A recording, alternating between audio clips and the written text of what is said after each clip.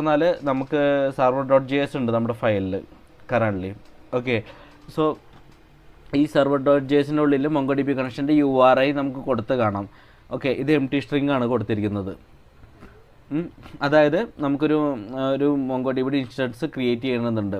So അതാണ് നമ്മൾ ചെയ്യാൻ പോകുന്നത്. അതെങ്ങനെ ക്രിയേറ്റ് ചെയ്യുന്നുള്ളത്. സോ ബ്രൗസർ ഓപ്പൺ ചെയ്തിട്ട് ഇവിടെ ഓൾറെഡി നിങ്ങളുടെ ഒരു ക്ലസ്റ്റർ ഉണ്ടെങ്കിൽ ഞാൻ റിമൂവ് ചെയ്തിരുന്നു നമ്മുടെ മുമ്പത്തെ ആപ്ലിക്കേഷനിൽ. സോ ഇത് ക്ലസ്റ്റേഴ്സ് ഡാറ്റാബേസിൽ ക്ലസ്റ്റർ ക്ലിക്ക് ചെയ്തിട്ട് 3 ഡോട്ട്സ് ഉണ്ടാവും. അവിടെ 3 ഡോട്ട് ക്ലിക്ക് ചെയ്ത് കഴിഞ്ഞാൽ ടെർമിനേറ്റ് എന്നുള്ള ഓപ്ഷൻ വരില്ല. ആ ടെർമിനേറ്റ് ചെയ്താൽ മതി. എന്നിട്ട് ഞാൻ പുതിയത് ഉണ്ടാക്കാൻ വേണ്ടിയിട്ടാണ് യൂസ് ചെയ്യുന്നത് അത്. ഓക്കെ, സോ ഇതിൽ ഞാനിപ്പോൾ ബിൽഡ് എ ക്ലസ്റ്റർ എന്ന് കൊടുത്തു.